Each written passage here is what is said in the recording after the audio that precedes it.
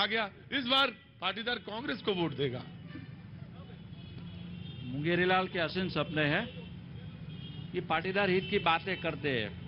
नर्मदा बंद 1962 में जिनका खात्ममुहूर्त हुआ था, ये कांग्रेस ने गुजरात का दुश्मन बन के ये बांध कभी पूर्ण नहीं होने दिया।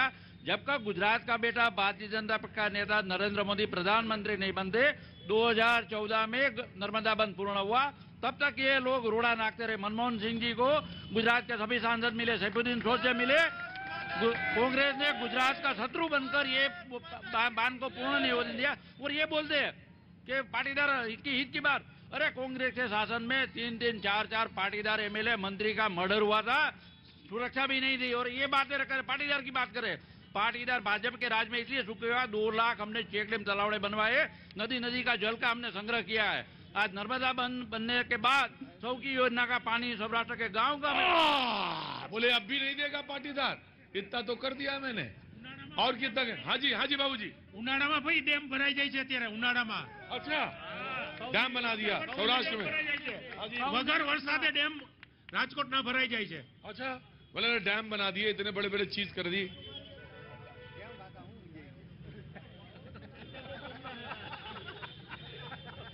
कैसे आना हुआ? बस हम तो है ने आपको सिर्फ जवाहरलाल नेहरू था ने उधर से अब तक का सब जानता हूँ।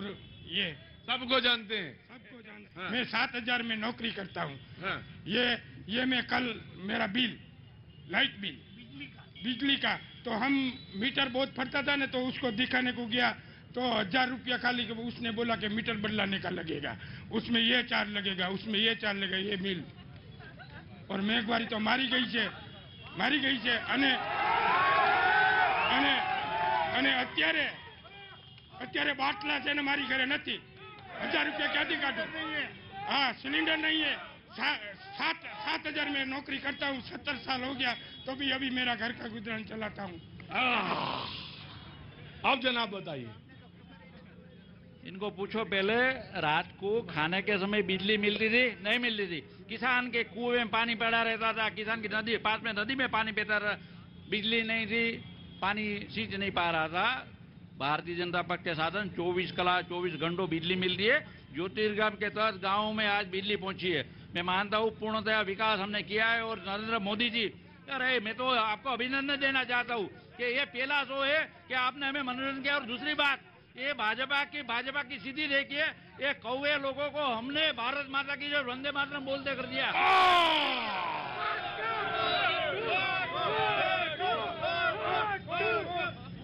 जनाब देखिए, गुजरात का जो डेवलपमेंट है वो गुजरात की जनता, गुजरात के किसान, गुजरात के लोग के हिसाब से हुआ है। अब बात है बिजली की, तो गुजरात सरकार जो भी होती है, भाजपा या कांग्रेस जो भी है, तो उसको तो बिजली देनी ही पड़ती है। लेकिन आज के दिन में आप पूछो खेडूतों को जाके वहां पे कि कितना घंटा बिजली मिलती है। इनको पूछिए सरदार पटेल की प्रतिमा पे कि एक भी कांग्रेसी गया है? श्रीमती सोनिया गांधी, राहुल गांधी, प्रियंका वाड्रा, जवाहरलाल नेहरू, इंदिरा गांधी का परिवार का कोई भी आदमी किसी भी प्रादेशिक नेता को सरदार पटेल की प्रतिमा पे जाने की? मैं ऐसा बोल रहा हूँ, भाजपा की नीति रीति हमेशा क्या हुई? भाजपा की नीति रीति, जो गांधी जी, जो सरदार वल्लभ भाई पटेल है, जो कांग्रेस पक्ष के थे, जो कांग्रेस के थे और आजादी जिसने अपाई, उसको उसने हाईजेक कर लिया। जो बीजेपी, आप अपना घर पकड़ के क्यों नहीं रख पा रहे हैं? वो बीजेपी की स्टाइल है। अच्छा, हमने कभी भी ऐसा नहीं किया। काम छोटा करते हैं, मीडिया में ज्यादा दिखाते हैं। तो सरदार पटेल थोड़ा ही कोई भाजपा के नेता है यार, वो पूरे राष्ट्र के नेता है, पूरे देश के नेता है, वो कांग्रेस के नहीं है। तो ये लोग ऐसा समझते हैं कि हमने हाईजेक कर लिया, उसका स्टेच्यू बना लिया, तो उसका मतलब वो बीजेपी के हो गए। अरे जैसे वंदे मातरम और भारत माता की जय अभी बोलने लगे, सरदार पटेल का नाम भी बोलने के डरते थे। अरे क्या बात कर रहे, 1956 में जवाहरलाल नेहरू ने अपने आप को भारत रत्न दे दिया, इंदिरा गांधी ने अपने आप को 1975 में भारत रत्न दे दिया, राजीव गांधी को अहमदाबाद का स्टेडियम था जो ये बोल रहे हैं, तो स्टेडियम का नाम सरदार वल्लभ भाई पटेल हटा के क्यों नरेंद्र मोदी कर दिया? आप मेरे को समझाइए, वो क्यों किया? विश्व की सबसे बड़ी प्रतिमा हमने बनाई है। आपने तो सरदार पटेल का मौत भी गढ़ा था। नहीं, उसका मतलब है तो नाम चेंज कर देना। वहां पर हमने प्रतिमा रखी, तो इतना बड़ा स्टेडियम का नाम चेंज करना चाहिए। आप बोलिए मुझे। आप उनको पूछिए, प्रियंका गांधी वडेरा का बेटा का नाम उनको मालूम है? सरदार पटेल का बेटा का और उनके पोता का नाम इनको मालूम है? एक भी कांग्रेसी को? सरदार वल्लभ भाई की प्रतिमा का जो जस के भागीदार है वो पूरी गुजरात की जनता है। छोटा छोटा गांव का किसान है जिसने लोहा दिया है, उसमें कोई बीजेपी का कोई रोल नहीं है, आप समझ लीजिए। वो कह रहे बीजेपी का रोल अरे नहीं। आपको किसने रोका था? सरदार पटेल को आपने इतना, अरे भाई सरदार बाबूजी नमस्ते। नमस्ते।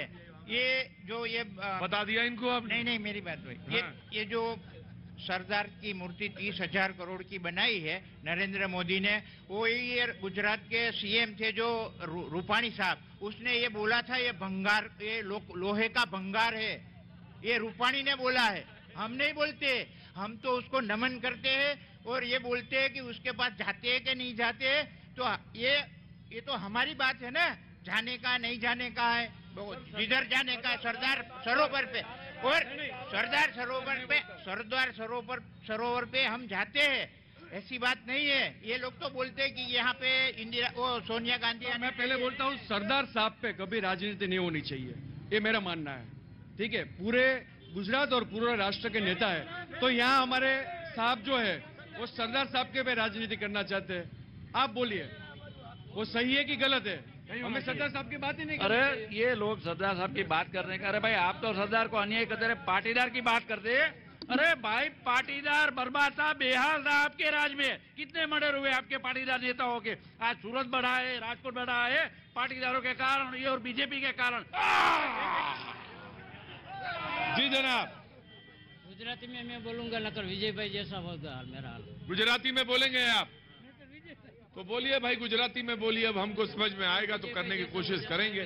बोलिए, नहीं हिंदी में ना बोलिए आप गुजराती में बोलिए, मराठी में बोलिए, तमिल में बोलिए, मलयाली बोलिए, तेलुगु बोलिए। એ રાજુભાઈને કહે કે પેલા કામને વિકાસના કામ તો બતાવો કે આ વિકાસ કર્યો છે, એવું તો કયો એને વિકાસ નહીં કરો, મરી ગયા એને ભૂલી જાઓ, ખાવા લોટ નથી રહ્યો પબ્લિકને ઈ કયો, ઓલો જૂનું લ્યો માં મોદીએ શું કામ કરે ઈ કયો, તમે શું કરો છો ઈ કયો। पहले